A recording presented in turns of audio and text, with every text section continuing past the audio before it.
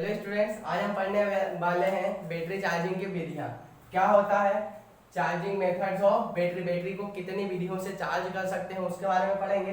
तो पहली विधि आती है हमारी स्थिर विद्युत धारा चार्जिंग विधि या फिर स्थिर धारा चार्जिंग विधि, जिसको इंग्लिश में क्या बोलते हैं, कांस्टेंट करंट चार्जिंग मेथड। ठीक है, इसमें क्या होता है, जो करंट का मान होता है हमारा, ठीक है, करंट का मान क्या होता है, कांस्टेंट होता है। फिर इसके बाद आता है स्थिर वोल्टेज चार्जिंग विधि। ठीक है, इसमें क्या है, जो वोल्टेज होता है हमारा, ठीक है, वोल्टेज का मान क्या होता है, वो कांस्टेंट होता है।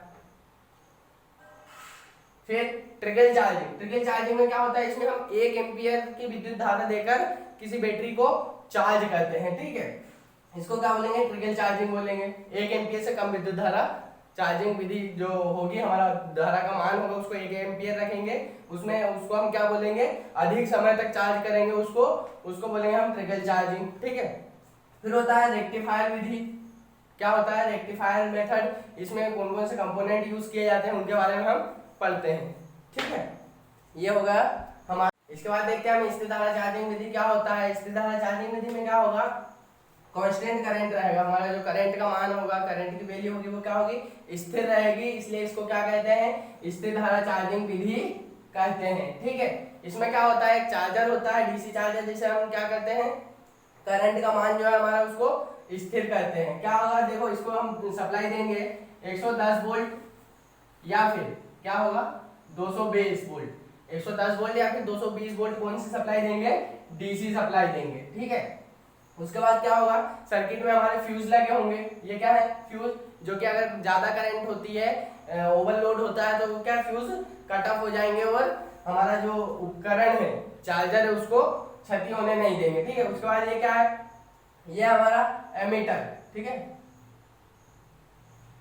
एमीटर ये क्या करेगा, जो हमारी करंट है उसको मेजर करके बताएगा कितने एम्पियर की करंट है इसमें हमारे सर्किट में प्रवाहित हो रही है। ठीक है, फिर इसमें क्या लैंप्स लगे होते हैं। ये क्या है, लैंप मतलब एक प्रकार के रेजिस्टेंस का काम करते हैं। जैसे ही बैटरी आधी अवस्था में चार्ज, स्टार्टिंग में क्या होता है, बैटरी पूरी डिस्चार्ज होती है, तो जो वोल्टेज होता है, बैटरी का वोल्टेज क्या होता है, कम होता है। ठीक है, बैटरी का वोल्टेज क्या होता है, कम होता है, और जो हमारा सप्लाई वोल्टेज होता है क्या, वो ज्यादा होता है। इसमें क्या होता है, सप्लाई वोल्टेज जो होता है हमारा, ठीक है, सप्लाई वोल्टेज ज्यादा होने की वजह से क्या होगा, और बैटरी का जो वोल्टेज है वो कम होगा, तो क्या होगा, इसमें जो एनर्जी है वो कंज्यूम होगी, विद्युत जो शक्ति है वो खपत होगी उसकी। ठीक है, फिर जैसे ही बैटरी कुछ चार्ज हो जाती है, आधी चार्ज हो जाती है, उसके बाद क्या करते हैं हम, इसके जो सर्किट बनाया हुआ है हमारा, इसमें इसके रेजिस्टेंस को जो बढ़ाते जाते हैं और धारा का मान क्या, कम करते जाते हैं। रेजिस्टेंस बढ़ेगा तो धारा का मान क्या होगा, कम होगा। उससे क्या होगा कि बैटरी चार्ज अवस्था में कुछ ज्यादा चार्ज, आधी चार्ज होने के बाद क्या होगा कि धारा का मान हम कांस्टेंट रखते हैं, जैसे हमने रखा 2 एम्पियर। ठीक है, कांस्टेंट है, पर हमारे को क्या आधी चार्ज हो जाएगी बैटरी, उसके बाद क्या करना पड़ेगा, धारा मान हमारा कम करना पड़ेगा। और स्टार्टिंग में भी कितना देंगे कि टोटल जैसे 5 एच रेटिंग है हमारी बैटरी की, ठीक है, 5 एम्पियर आवर अगर रेटिंग है उसकी, तो उसका भी कितना देना पड़ेगा हमारे को, 10वां भाग। ठीक है, इसका 10वां भाग कांस्टेंट रखकर विद्युत धारा की चार्जिंग हमारे को बैटरी को करना रहेगा। ठीक है, एक से अधिक बैटरियों को क्या करते हैं, एक से अधिक बैटरियों को एक साथ चार्ज करने के लिए हम यूज करते हैं स्थिर धारा चार्जिंग विधि का यूज करते हैं। ठीक है, इसके बाद देखते हैं हम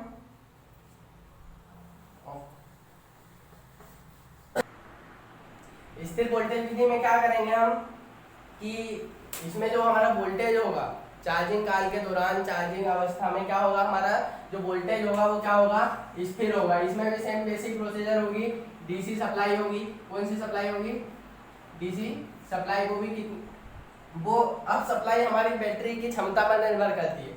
जो इसमें वोल्टेज चार्जिंग विधि होती है उसमें जो वोल्टेज का मान होगा वो क्या होगा, बैटरी की क्षमता के अनुसार होगा। यदि 12 वोल्ट की बैटरी को हमें चार्ज करना है, क्या करना होता है कि जो चार्ज करने वाली बैटरी होती है उसका जो सप्लाई वोल्टेज का मान होता है वो कुछ अधिक रखना पड़ता है। यदि 12 वोल्ट की बैटरी को चार्ज करना है हमारे को, तो हमारा जो वोल्टेज का मान है वो क्या रखना पड़ेगा, हमारे को 15 वोल्ट रखना पड़ेगा, कुछ ज्यादा रखना पड़ता है जितनी भी बैटरी होती है उसके अपेक्षा। ठीक है, ये होते हैं हमारे फ्यूज, ये एमीटर, ठीक है।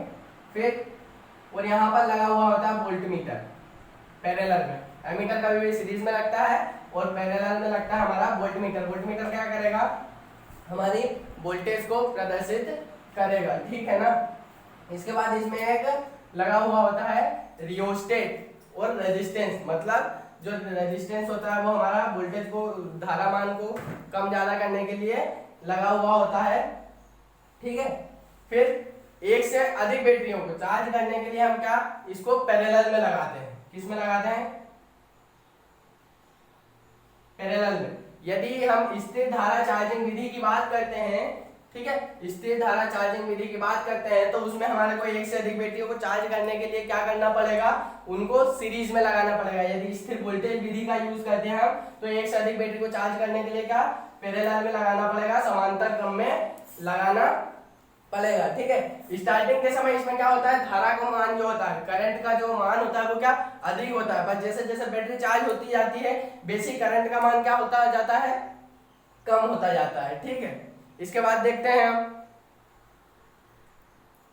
जो कार, बैटरी, मोटरसाइकिल्स होती हैं, हमारी बाइसिकल होती हैं, उनमें क्या होता है, जो बैटरीज होती हैं हमारी उनको चार्ज क्या होता है, एक बैटरी नहीं होती उसमें। बड़े बड़े ट्रक, बस, कार होते हैं उनमें एक या एक से अधिक बैटरी होती है, 2 बैटरी होती है। तो उसमें चार्जिंग के लिए हम बैटरी चार्ज करने के लिए क्या करते हैं, डायनामो का यूज करते हैं। डायनामो क्या होता है, छोटा डीसी जनरेटर होता है जिसको हम क्या कहते हैं, डायनामो बोलते हैं। तो बैटरी जो होती है बस, ट्रक, कार की, उनको चार्ज करने के लिए कौन सी मेथड का यूज करते हैं, हम स्थिर वोल्टेज विधि का यूज करते हैं।